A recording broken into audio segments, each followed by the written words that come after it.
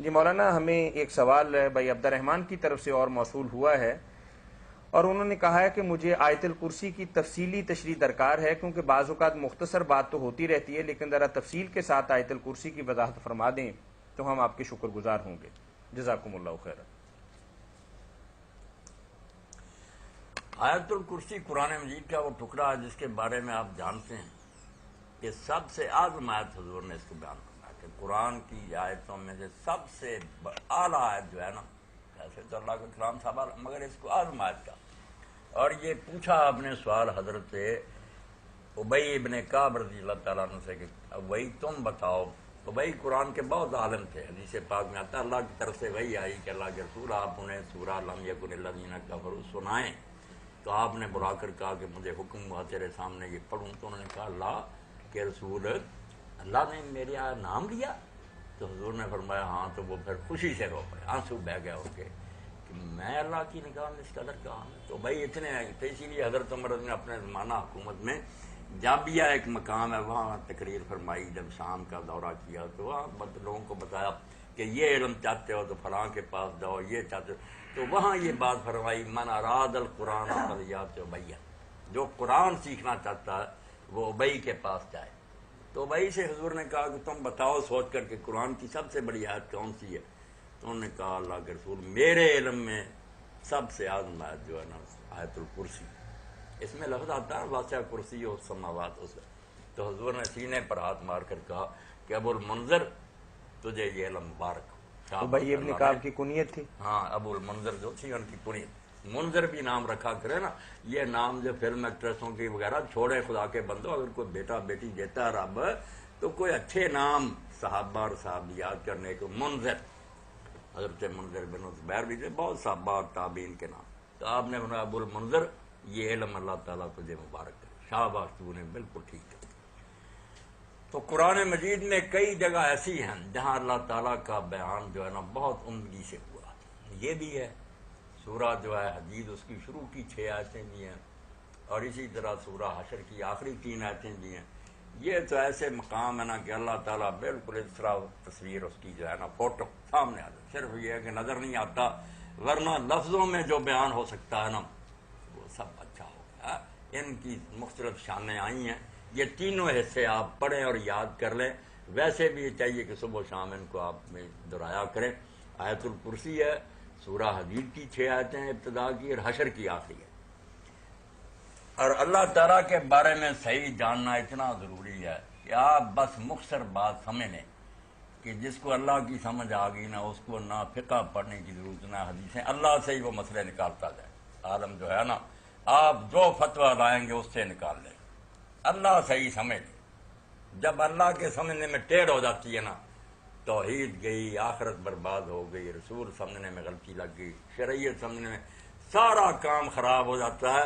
یعنی جو پہلا ہے نا نقطہ آغاز دین کا وہ ہے اول الدین معرفت۔ علی رضی اللہ عنہ فرماتے ہیں کہ دین کی پہلی اینٹ ہے اللہ کو صحیح پہچان۔ اسی لیے کئی نیک لوگوں نے کہا، دانشوروں نے، کہ تم مجھے صرف یہ بتا دو کہ وہ قوم جو ہے نا وہ اللہ کو کس طرح کا مانتی ہے، میں سارا بتا دوں گا کہ وہ اس طرح تجارت کرتے ہیں، اس طرح حکومت کرتے ہیں، عدالتیں اس طرح کرتی ہیں، سارا نقشہ بنا دوں گا، اور پھر دیکھ لینا واقعی ایسا کرتی ہیں۔ یا یہ بتا دو کہ وہ کیا کرتے ہیں، میں بتا دوں گا کہ وہ ایسے اللہ کو مانتے ہیں، ان کے ذہن میں اللہ اس طرح کا ہے۔ اللہ کو سمجھنا جو ہے یہ سمجھ لیں آپ پہلا سبق۔ جن لوگوں کا اللہ یہ ہے کہ جرم کرتے رہو وہ غفور الرحیم ہے، وہ یہی ہوگا نا۔ جیسے پاکستان میں پوری دنیا میں کرپشن ہو رہی، لوگ کہتے ہیں ٹھیک ہے حاکم وقت نے کیا کہنا، کچھ رشوت دے لیں گے، کچھ سفارشیں چل جائیں گی، سارا تباہ۔ اور یہی آپ دیکھتے ہیں کہ جو حرامی گناہ کر رہا اللہ غفور الرحیم ہے، اللہ ٹیڑھا ہو گیا نا، اللہ نہیں سمجھ میں آیا، سارا دین خراب۔ اگر اللہ صحیح سمجھ دے کہ وہ صرف غفور الرحیم نہیں ہے، عزیز الانتقام بھی ہے، اس کا عذاب بھی سخت ہے، بخشش بھی بڑی ہے، تو عذاب جہاں جہاں اللہ فرماتا دونوں اکٹھے، نبئ عبادی انی انا الغفور الرحیم وان عذابی هو العذاب الالیم، لوگوں کو خبر دو کہ میں بہت بخشنے والا اور مہربان ہوں، اور یہ بھی بتا دو کہ میرا عذاب بھی دردناک عذاب ہے۔ جب ذرا بیلنس ختم ہوتا ہے سارا معاملہ ٹیڑھا ہو جاتا ہے۔ عیسائیوں نے جو خدا مان لیا، بس اتنی غلطی ہو گئی کہ بس اس نے رحم کیا کہ یہ امنوں سے نجات نہیں پا سکتے، خود انسانی شکل میں اترا، ہماری جگہ وہ صلیب چڑھا، ہمیں بخشوا دیا۔ اب انہیں نیکی کرنے کی کیا ضرورت ہے؟ وہ یہی ہے کہ بم برسائیں گے عراق پر بھی سارے، اور یہ مسیح کی خدمت ہوگی، ان کا خدا یہ آ گیا بخشوانے کے لیے۔ یعنی اللہ کو سمجھنے میں ذرا غلطی ہو گئی تو یقین جانے سارا دین جو ہے نا آسمان تک بھی جائے گا تو ٹیڑھا ہی جائے گا۔ یہی فرقے بنے، یہی گروہ بنے۔ تو آیت الکرسی اس پر ہی آپ نظر دوڑا لیں کہ اللہ تعالیٰ نے کتنے مغالطے دور کی۔ 6 ٹکڑے الگ الگ کر لیں اس کے، سارے بچے جو پوج رہے ہیں نا الگ، ایک پازیٹو ہے ہاں، دوسرا نہ نیگیٹو، ایک بات مکمل ہوتی۔ اللہ، اللہ کیا پورا فکرہ ہو اللہ، وہ اللہ ہے، ساتھ دوسری کیا بات، لا الہ الا ہو، اس کے ساتھ اور کوئی الہ نہیں۔ اور اللہ کیا ہے؟ اللہ بھی اصل میں ہے الالہ، الالہ آسانی سے ملا کر پڑھ لیا گیا اللہ۔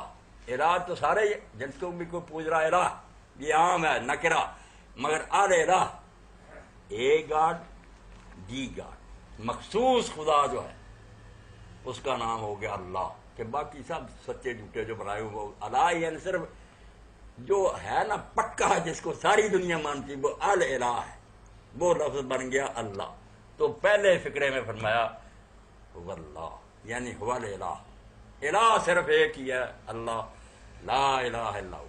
اس کو مکمل کرنے کا کہ اگر یہ کہنا کہ وہ الہ ہے تو لوگ کہیں گے ساتھ شاید چھوٹے موٹے فرمایا، نہیں وہ الہ ہے، اس کے علاوہ اور کوئی الہ نہیں ہے۔ اب فکرہ کمپلیٹ ہو گیا، مثبت بھی اور منفی، کہ ہاں یہ ہے کہ اللہ ہی الہ ہے، اور دوسری بات کہ اس کے علاوہ کوئی الہ نہیں۔ الہ کا ترجمہ کیا؟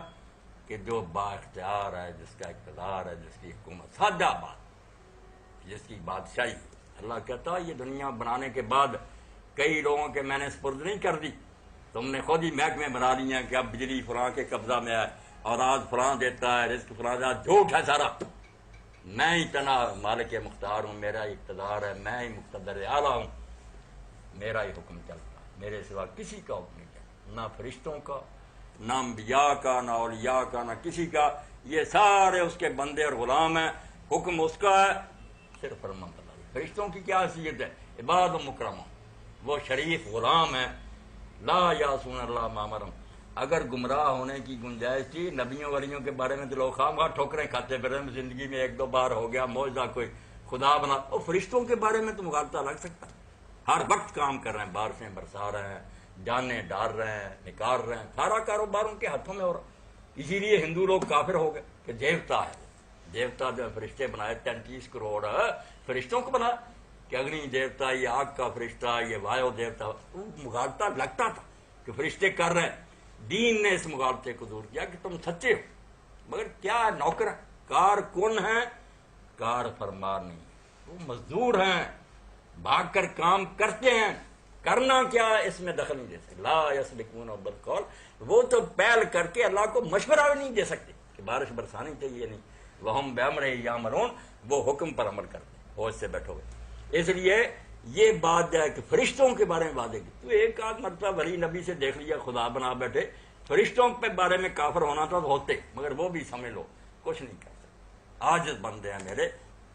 تو پہلا فکرہ کہ اقتدار اعلیٰ کس کا ہے، کون حکومت کر رہا ہے، هو اللہ، نا هو الالہ، وہی صرف ہے حاکم، دوسرا کوئی حاکم نہیں۔ اور اس میں ایک معنی یہ بھی ذہن میں رکھیں، عربی لغت کے مطابق الہ میں ہی پر اسرار ہونا چھپا ہوا، یہ جو نا کہ میں بھی انگلی ہلاتا ہوں، کسی کو روٹی دے دو، جس کو یہ دھوکہ دینے کے لیے مولوی کہہ دیتے ہیں حکیم سے کیوں علاج کرتے، یہ سارے ظاہری اسباب کہ آنکھوں سے ہم دیکھ رہے ہیں کہ یہ بیچارہ دوائی دے رہا، اس لیے ہم اس کو تنہائی میں آوازیں نہیں دیتے گا حکیم صاحب ہے میری مدد کر، جانتے ہیں کہ بیچارہ بے بس ہے ہماری طرح، اگر دوائی ہوگی تو دے دے گا، ورنہ وہ بھی ہاتھ کھڑے کر دے گا۔ مگر اللہ کی طاقت ہے پر اسرار، مسٹری ہے، ہماری عقل دنگ رہ جاتی کہ اللہ کیسے کر دے، نہ دوائی ہے نہ کوئی بادل ہے، بس کہہ دیتا ہو جا، یہ پاور جو ہے نا پر اسرار۔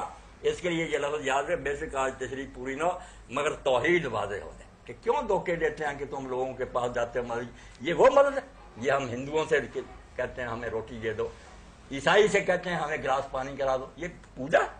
خدا کا خوف کرو. ایک بالا تر ہونا ضروری ہے، اقتدار بھی اس کے ہاتھ میں اور اونچا ہو. یہ بھی اس کے معنی میں عربی لغت میں کہ اونچا، اگر برابر کا یا نیچے، بلکہ ہم نفرت کرتے ہیں کہ یہ کتا چوڑا مگر علاج کرا رہا ہے. بالا تر مانے کہ بہت اونچا، ارادہ پر. ایک پر اسرار مانے کہ یار کسی پر یہ راز نہیں کھولتا کہ یہ کیسے کر دیتا، یہ کون فیکون کہہ دیتا ہو جاتا. یہ جب مانیں گے نا کہ کسی بزرگ میں یہ پاور ہے کہ اسباب کی ضرورت نہیں، بس اس نے کہہ دیا ہو جائے. یہ کہنا خدا نے بھی دی ہے، مشرک ہے. خدا نے یہ کسی کو الاٹ نہیں کی، یہ صرف اس کے ہاتھ میں، جب وہ چاہتا ہو جائے. باقی جو ہے نا اللہ کسی وقت چاہے گا معجزہ ہو جائے گا، ورنہ نبی صاف کہے گا کہ لوگوں تم کہتے ہو یہ کر کے دکھا دو، دیکھ میں کیا کر کے دوں. قل سبحان ربی هل كنت الا بشر رسول، میں تو ایک بشر رسول ہوں، میں کر سکتا ہوں. اللہ چاہے گا تو معجزہ اتار دے گا. کئی جگہ آیا کہ لوگ کہتے تھے عذاب لے آئی، فرمایا اگر میرے بس میں ہوتا تو اب تک معاملہ ختم نہ ہو جاتا. میں کچھ نہیں کر سکتا. فانتظروا، تم بھی انتظار کرو، میں بھی بے بس. مگر اللہ نہیں کہہ کہ میں بے بس ہوں، اس نے تو کہہ دینا اور ہو جانا. یہ طاقت ہے پر اسرار. جب اور اسی لیے جن میں کسی کے ذہن میں آ جاتا ہے کہ اس کے پاس یہ ہے اللہ، اسی کو ہم آوازیں دیتے ہیں، گھر بیٹھے بھی کانپتے رہتے ہیں کہ بزرگ بیڑا نہ غرق کر دے. یہ مدد ہی اور قسم کی ہے، دھوکہ دینے کے لیے چالاک ملا کہتے ہیں یہ مدد کیوں دیتے، یہ مدد، وہ مدد تحت اسباب کوئی شاید وہ سمجھتے ہیں کہ ہماری طرح محتاج ہے، اگر ہوگا کچھ پلے تو کر دے گا، ورنہ وہ بھی کہیں گے میں کچھ نہیں کرتا. میں نے کہا امیر حسین مجھے 10 روپے دو، اگر ہو گئے تو دے دے گا، ورنہ کہ ہماری ساری اس وقت تو میرے پاس کوئی نہیں. اللہ ایسا نہیں کرے. اللہ کیا ہے کہ ارادہ کیا، انما امرہ اذا قضى امرا ان یقول له کن فیکون. یہ طاقت اگر کوئی کہنا کہ کسی مرحلے پر کسی کو مل جاتی نبی ولی کو، خالص مشرک. تو یہ جو ہے نا کہ اقتدار اعلیٰ. دوسرا بالا تر، بہت اونچا سمجھے کہ پرے سے پرے آگے سے آگے چلتا جائے، اس کی شان نہ ابھی تک ختم ہو. تیسرا یہ کہ وہ خفیہ، یہاں بیان کر دو وقت شاید ختم ہو جائے. ابن قیم رحمۃ اللہ علیہ کی یہ عبارت سب نوٹ کریں، آج کا درس سب کی ہے کہ آپ پڑھیں. العبادۃ عبارۃ عن الاعتقاد والشعور بان للمعبود سلطۃ غیبیۃ. یہ پر اسرار جو کہ پوجا کیا ہے، اس وقت تک ادب ہے، تعظیم ہے، جب تک آپ یہ نہیں سمجھتے. ٹھیک ہے بزرگ کے نیچے بیٹھے ہیں، ادب وہ ادب.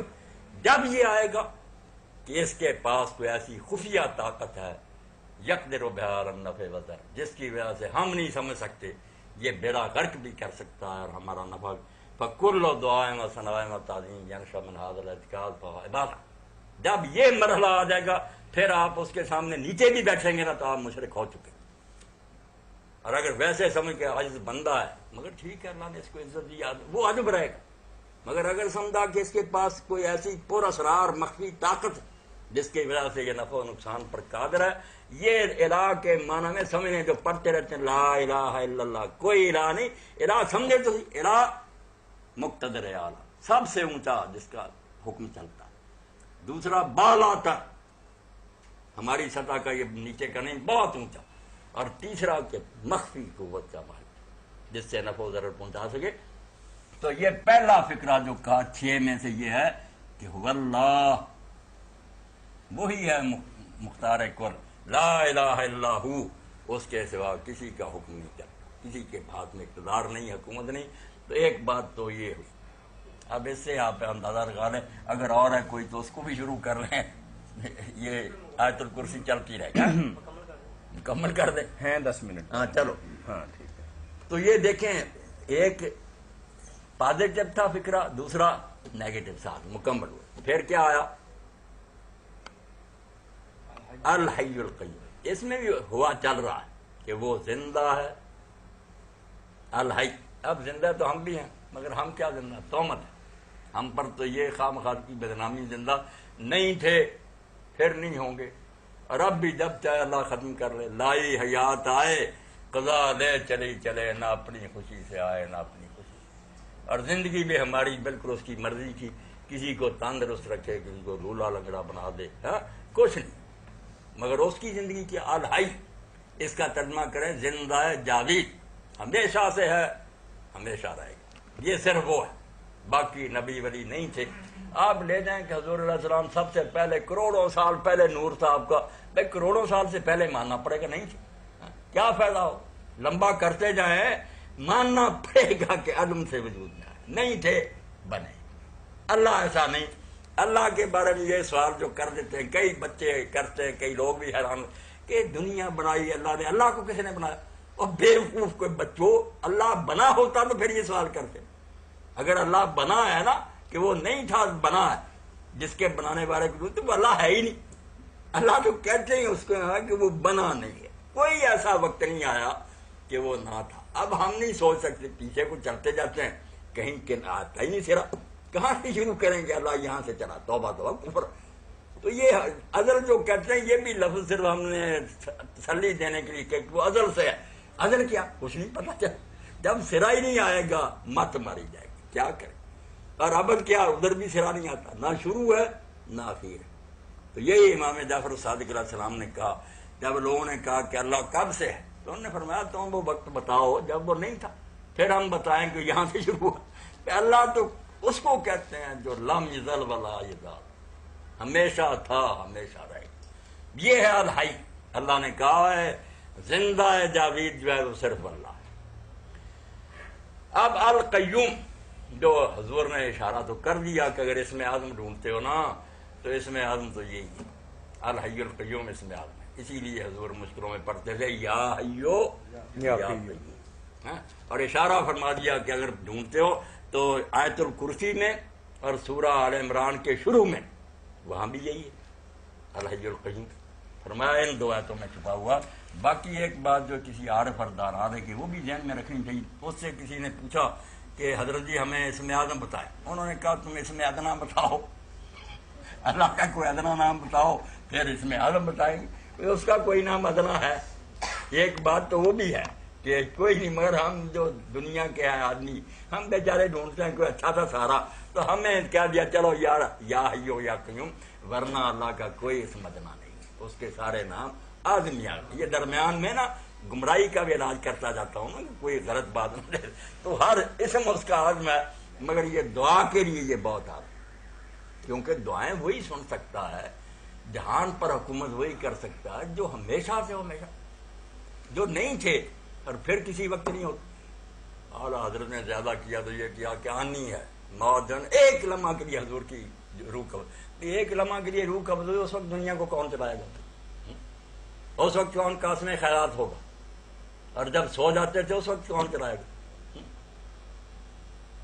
اسرائیلی روایتوں میں یہ آتی ہے بات کہ موسیٰ علیہ السلام نے اللہ سے پوچھا کہ اللہ یہ نادان لوگ پوچھتے ہیں کہ تجھے بھی نیند آتی ہے؟ تو فرمایا ہاتھ میں شیشے پکڑو، شیشے پکڑے، پورے کی ہوا اللہ نے چلائی، اب وہ ایسی ہوا آہستہ آہستہ نیند آتی گئی، یوں ہاتھ آپس میں ٹکرے، شیشے چور ہو۔ اللہ نے فرمایا کوئی سمجھ آئی؟ مجھے اونگ آ جائے یا نیند ہے جہاں چبانا ہو۔ اسی لیے آگے فرمایا دیکھ لو فکرہ مکمل، لا تاخذو سنۃ ولا نوم، یہ پہلے کو کمپلیٹ کرتا ہے، الگ نہیں، پہلی بات الحی جو ہم زندہ جاوید ہے۔ اب زندہ جاوید جو خود تو ہو ہمیشہ رہے، مگر دنیا کو کیا فائدہ؟ اس کے لیے اسم کون ہے پھر؟ القیوم، کہ وہ بذات خود زندہ ہے اور باقی ہر شے کا سہارا وہی ہے۔ باقی جو چیز قائم ہے نا، فرشتے ہیں، نبی ولی، سب اس کے سہارے پر قائم۔ سوئے نا کوئی بھائی جس کو نیند آتی ہے اٹھ کر چلا جائے، اس سے بات خراب ہے، میں ذرا بھی دیکھوں گا کوئی آدمی اس طرح ہو رہا، بالکل اس وقت میں پریشان ہو جاؤں کہ جب یہ سونی نہیں، یہ فائدہ کیا؟ اگر نیند آتی ہے اٹھ جانا چاہیے۔ تو الحی القیوم ہمیشہ سے زندہ، ہمیشہ رہے گا۔ القیوم ہر چیز کو اسی نے تھام رکھا ہے، اگر کوئی شے قائم ہے اس کے سارے پر۔ ایک کیا ہو گیا صفت ذاتی کہ پہلے وہ آپ کیا ہے، ہمیشہ زندہ۔ دوسرا فعلی کہ وہ کر کیا رہا ہے، ہر چیز کو سنبھالے ہوئے، ہر چیز کی نگرانی کر رہا، ہر چیز کو اس کی حفاظت کر رہا، الحی القیوم۔ اب اس کے ساتھ مکمل کرنے کے لیے کہ ہم تھک جاتے ہیں، سو جاتے ہیں، نیند آ جاتی، اس کا کہا کہ نہیں، وہ ایسا ہے کہ بالکل مر جانا تو کجا رہا، جو نیند ہے نا موت کی بہن تھوڑی سی ملتی وہ بھی نہیں آتی، اور پوری نیند تو کجا رہی، لا تاخذو سنۃ ولا نوم۔ تو غلط کر رہا بھائی، ایسا سنبھالنے والا دنیا کو کہ نہ اس کو اونگ آتی ہے معمولی سی، ہاں؟ اتنی بھی نہیں، جبکہ بھی نہیں نیند کی آتی، اور نہ مکمل نیند، پوری نیند بھی نہیں آتی، نہ اونگ آتی، ایسا جا سنبھالنے والا۔ دیکھا وہ بات مکمل ہوئی، اسی لیے وہ زندہ ہے کہ مر جانا تو گزارا، نیند تک بھی نہیں اس کو آتی، اور دنیا کو سنبھالنے والا ہے اسی وقت غافل۔ اگلا فکرہ، لہو ما فی السماوات و ما فی الارض، وہی ہاں والا کہ آسمان اور زمین کی ہر شے اس کی ہے، ملکیت کس کی ہے؟ کسی اور کا کوئی ذرہ ہے اس میں؟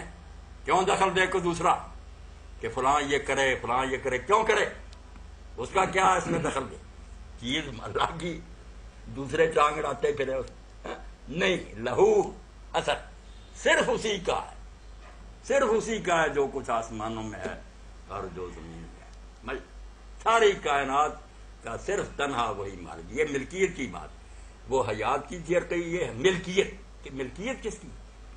اب اس میں ملکیت میں آیا کہ ملکیت بھی ایسی کامل ہے کہ مالک میں ہوتا ہوں، مگر میرے دوست جو ہیں ان کا بھی میں لحاظ کرنے، یار یہ ناراض نہ ہو جائیں، یا کچھ ایسے ہوتے ہیں وزیر امیر، ان سے بادشاہ گھبراتا ہے کہ اگر یہ ناراض ہو گئے تختہ اٹھ دیں، اس کا علاج پھر آگے کیا۔ پڑھے فکرہ آیت الکرسی، لہو ما فی السماوات و ما فی الارض من ذا الذی یشفع عندہ الا باذنہ، وہ اس طرح اپنی چیزوں کا مالک ہے کہ اس کے ہاں تو دخل دینا کر اپنی مرضی کریں تو سفارش بھی نہیں کر سکتے، جب کہ اس کی مرضی نہ ہو سفارش کی اجازت نہیں۔ ایک تو ہے نا کہ کوئی مالک ہی دوسرا بن جائے کہ اس نے زبردستی قبضہ گروپ پر بنایا، یہ تو خدا رہا اس کا ہے زمین و آسمان، اور اس طرح اس کا ہے کہ اس میں سفارش بھی جو کہے نا کہ میرا ہے تو نہیں مگر میرے کہنے پر اللہ کر دے، فرمایا یہ بھی نہیں ہے۔ من ذا الذی، کون ہے وہ، لگا سامنے اس کو میرے، جو اس کے ہاں سفارش کرے گا، الا باذنہ، سوائے اس کی اجازت۔ اس لیے سب کھڑے ہوں گے نبی ولی اس نے، یوم یقوم الروح والملائکۃ صفا لا یتکلمون الا من اذن له الرحمن وقال صوابا، سب صف باندھے کھڑے ہوں گے، سر نیچے ہوں گے، کوئی بول نہیں سکے گا جب تک وہ رحمان خود اجازت نہیں دے گا، اور بات بھی سیدھی کریں گے، الٹ کر باتیں نہیں کہ ہاں جی اس کو میرے کہنے پر چھوڑ دو، نہیں، اگر کہیں گے صاف کہیں گے مجرم ہے قصوروار، محنت کر، اللہ جس کے لیے چاہے گا مانیں گا، ولا یشفعون الا لمن ارتضی، جس کے لیے وہ پسند کرے گا سفارش مانے گا۔ تو یہ دنیاوی سفارش بھی ذہن میں سے نکال دی، یہ جو تم سمجھتے ہو نا کہ یار چلا گیا دوست ناراض نہیں کر سکتا اور یہ چلے گئے اس کے حمایتی، وہ کہتا ہے یار یہ پارٹی نہ ٹوٹ جائے، چھوڑو ایسی باتیں، اسی کا ہے زمین و آسمان، اس کے ہاں کوئی سفارش بھی نہیں کر سکتا اس کی مرضی کے بغیر۔ 8 دن تو حضور سجدے میں پڑے رہیں گے، صرف جو پہلی شفاعت کبریٰ صرف حساب شروع کرانا، جنتی دوسری نہیں، حساب نہیں ہو رہا، خلق خدا بے چین ہے، آگ کی طرح زمین تپی ہوئی ہے، تو سارے نبی کام تھے کہ کیا کریں۔ 8 دن حضور نے کہا میں ایک جمعے سے دوسرے جمعے تو سجدہ میں رہوں گا، پھر حکم ہوگا کہ سر اٹھاؤ اور مانگو جو، تو پھر میں کہوں گا کہ اللہ حساب تو ہونا جہاں جہاں بھیجنا۔ یا لوگوں نے من گھڑت بنا لیا، امام سبکی نے زور لگایا، ابن قیم کہتے ہیں لوگ سفارش کر کے بولے جھوٹ بولتے ہیں، لائیں کوئی حدیث، فیصلے ہوں گے، تولے جائیں گے، سارے دوزخی دوزخ میں جائیں، کوئی نہیں چھڑا سکے گا، کہیں گے حدیث نہیں، حساب شروع کروائیں گے منتیں کر کے، بعد میں فیصلہ حق کے ساتھ ہوگا۔ دوزخ میں سے نکالنے کی حدیثیں آتی ہیں کہ جب جب لوگوں کا وقت ختم ہوتا جائے گا، 3 قسطوں میں حضور جائیں گے، مومن جائیں گے، اللہ کے دربار میں روئیں گے، جن کا وقت ختم ہوتا جائے گا اللہ تعالیٰ روبکار دیتا جائے گا کہ جاؤ سپرنٹینڈنٹ جیل کو دے دو، ان لوگوں کو نکال لاؤ، بھائی حد لی حد مقرر کر دی جائے گی، کوئی فیصلے میں دخل جو سفارش دے گی نا بالکل جھوٹ ہے، پھر قیامت کی کوئی ضرورت نہیں۔ حضرت یہ مسئلے نوٹ کریں، آج بچے نے شروع کر دیا، صفائی کر لیں، جو مسئلہ یہ کرے نا کہ اللہ کا انصاف ہی ختم ہو گیا، جھوٹ بولتا، ایسی سفارش نہیں وہاں چلے گی، قانون کے مطابق فیصلہ، ٹھیک ہے، عزت افزائی ہوگی، لوگوں کے دیکھنے میں ہوگا کہ اللہ نے یار ان کی بات مان لی، جیسے یہاں ہم دعا کرتے ہیں، کرتا وہی اللہ جو پسند کرتا، مگر عزت بن جاتی ہے کہ مولوی صاحب نے دعا کی، فلاں نے دعا کی، یہ ایک بہانہ ہے، ورنہ کوئی مولوی صاحب اور کوئی نبی اللہ سے وہ کام نہیں کروا سکتا جو وہ کرنا نہیں چاہتا، وہی کرتا ہے جو وہ کرنا چاہتا، اس کے لیے میری زبان سے نکلوا دے کسی دوسرے تو چلو یہ اس نے اسباب بنائے، کر کوئی بھی نہیں سکتا۔ لہو ما فی السماوات و ما فی الارض، اس کی ملکیت ہے جو کچھ آسمانوں میں زمینوں میں، اور ایسی کامل ملکیت ہے، اس کا ایسا قبضہ ہے کہ من ذا الذی یشفع عندہ الا بإذنہ، اپنے طور پر قبضہ گروپ بن جانا تو گزارا، سفارش بھی نہیں منوا سکتے جب تک اس کی مرضی ہو۔ آگے پھر علم کی بات آ گئی، یہ ایک ایک صفت صاف ہو رہی. یعلم ما بین ایدیہم وما خلفہم. اللہ کے علم میں سب کچھ جو لوگوں کے سامنے، جو چیزیں تم جانتے ہو نا لوگ سارے جو تمہارے سامنے، یہ تو جانتا ہی ہے، مگر اس کے علاوہ ما خلفہم جو سب سے چھپی ہوئی ہے، جن کو نہ کوئی نبی جانتا ہے نہ کوئی فرشتہ جانتا، وہ ان کو بھی جانتا. دو چیزیں مخلوق جانتی ہے اس ان کو بھی جانتا. وہ تو ظاہر ہے جب مخلوق جانتی ہے اس کے بتانے سے جانیں. اور جو چیزیں ان سب سے پوشیدہ ہے ان کو ذرا ان کا وہ بھی جانتا. یہ بات پہلی بات کے ساتھ کیوں لنک کی؟ سفارش کے ساتھ. اور آپ سورہ طٰہٰ میں دیکھیں گے، اور جہاں یہ بات آئے گی کہ اس کی اجازت کے بغیر کوئی سفارش نہیں کر سکے، وہاں یہ بات ضرور آئے گی کہ وہ سب کچھ جانتا ہے اور دوسرے نہیں جانتے. وَلَا يُحِيطُونَ بِشَيْءٍ مِّنْ عِلْمِهِ إِلَّا بِمَا شَاءَ. دوسرے تو وہی جانتے ہیں جو وہ بتاتا. ان کے پاس مکمل معلومات نہیں، ان کو چھٹی دے دے کرتے جاؤ سفارشیں میں مانتا جاؤں تو سارا نظام ہی نہ برباد ہو جائے، عدالت ساری تباہ ہو کرا جائے.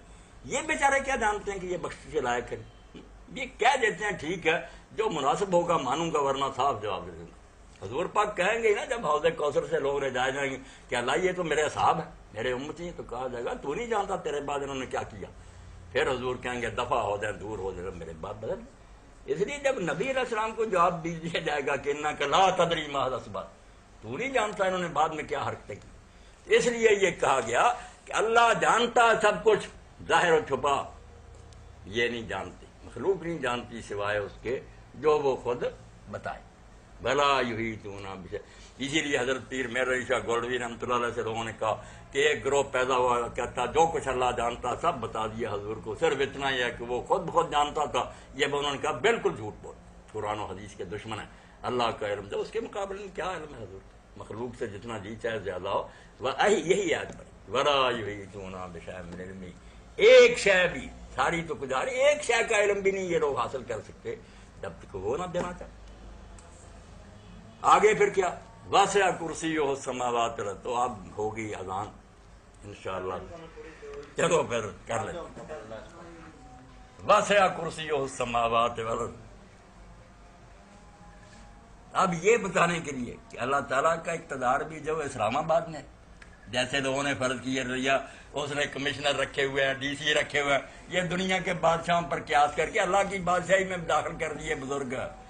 یہ سمجھا کہ اکیلا نہیں چلا سکتا، مرکز میں وہ ہوگا، باقی رقم فرمایا نہیں. واسع کرسی السماوات والارض. اس کی کرسی جو ہے وہ آسمان و زمین میں پھیلی ہوئی. کرسی کیا؟ اقتدار. اس کی حکومت ہے چپے چپے پر. اس کو کیا ضرورت ہے کہ دوسروں کو نائب بناتا پھرے؟ مشرق مغرب زمین و آسمان اس کے لیے کوئی بڑے علاقے ہیں؟ یہ سارا جان اس کے لیے اس طرح بھی نہیں جتنا رائی کا دانہ تلی پر ہتھیلی پر ہوتا. یقین جانے ہمیں یہ بڑا نظر آتا ہے جس کی وجہ سے شرک میں ڈوب جاتے ہیں کہ یار اس نے علاقے بنا دیے. کیوں بنائے علاقے؟ زمین و آسمان میں اس کی اپنی کرسی بچھی ہوئی ہے، اس کی کرسی کے اندر سمائے ہوئے ہیں یہ سارے زمین و آسمان. اب یہاں یہ بتانے کے لیے کہ کوئی کہے اتنی باتیں اللہ نے اپنے بارے میں کہی کہ علم بھی ذرے ذرے کا ہے، نیند اسے آتی نہیں، ہمیشہ زندہ، تو ہماری عقل و سمجھ میں جو آتا نہیں کہ ایسی ہے پھر کیا ہوئی. حیران عقلیں. تو اس کا حل کیا پھر آخر میں وہ بھی دو لفظوں میں، وَهُوَ الْعَلِيُّ الْعَظِيمُ. علوم کیا ہے؟ وہی نیگیٹو، کہ اگر تم کہو نا کہ ہم اس کو گھیر لیں سمجھ جائیں تو تمہارے ادراک سے پرے، وہ بہت بلند ہے، جتنا جی چاہے اڑو تم نہیں وہاں تک پہنچ سکتے، تمہاری سمجھ سے بالا. یہ ہمیں بالکل سمجھنے مایوس کر دیا کہ اللہ کے بارے میں سوچنا چھوڑ دو کہ اللہ کہیں سے سمجھ میں آ جائے گا، وہ اللہ نہیں ہوگا پھر. اسی لیے نیک لوگوں نے کہا کہ جو سوچ آئے نا دماغ میں، کبھی شیطان بس سوچ دیتا اللہ ایسا ہے، اللہ جو جہاں پہنچنا اس کے پہلے لا لکھ دیا کہ یہ نہیں اللہ ہو سکتا. جو سمجھ میں آ گیا وہ اللہ، وہ العلی، وہ بہت پرے ہے، پرے سرحد ادراک سے اپنا معبود، عقل کی سرحد سے وہ پرے ہے. سمجھے گا کہ قبلہ کو اہل نظر قبلہ نما کہتے ہیں. اور نیک لوگوں نے بڑی پیاری بات کہی، دور بینان بارگاہ الست، کہ جن لوگوں نے بھی دور تک نظر دوڑائی اولیاء اللہ نے، نبیوں اور ولیوں نے، کہ اللہ کے بارے میں کچھ پتہ کریں، تو بارگاہ الست میں دور تک دیکھنے والوں نے کیا کہا؟ آخر جو زمین پینا بران کیا، اس سے آگے قدم نہیں رکھ سکے کہ ہے مگر کچھ نہیں جانتے کیا. بس اخیر یہی سارا دور گھر ہے ضرور، اس سے آدھا کوئی نہیں، مگر پوچھ نہیں پائے، اللہ نہیں سمجھ رہا، وَهُوَ الْعَلِيُّ عظیم۔ اب اتنی نفی کی، یہ نہیں یہ نہیں یہ نہیں، یہ سراری نفی کے، کہ اگر تم سمجھو اللہ یہ ہے یہ ہے یہ نہیں تو اس سے پرے، مگر پھر کیا سمجھیں گے ذہن میں؟ کیا فرمایا؟ عظیم سمجھو، عظمت ہر بڑی صفت ہے، جو اونچی خوبیاں نا، علم، طاقت، سننا، دیکھنا، رحم کرنا، اچھی صفات جتنی ہیں وہ تھوڑی نہیں، عظیم صفت مشبہ مبارکہ کہ لا منتہا لعظمت، اس کی عظمت کی کوئی انتہا نہیں، اندازوں سے پرے ہے، مگر اس کی خوبیوں جو ہے نا وہ ان کی کوئی حد نہیں آئے گی۔ علم دیکھنا چاہیں گے کہیں نہیں آپ کہیں گے شاید جی اس کا اللہ کو علم نہ ہو، قدرت دیکھنا چاہیں کوئی نہیں کہے گا کہ یہ شاید کام اللہ سے نہ ہو سکے، نہیں، پھر عظیم نہ تم نے مانا تو یہ مختصر بیان ہو گیا۔ اور اگر اس کے لیے جواب و اہل ایمان، میں بچے کو ہدایت کرتا ہوں، یہ طاہر صاحب بھی کریں، یہ کتابیں چھپائیں اس زمانے میں ترجمے کر کے، نام بتائیے گا؟ جواب و اہل ایمان ابن تیمیہ رحمۃ اللہ علیہ کی ہے۔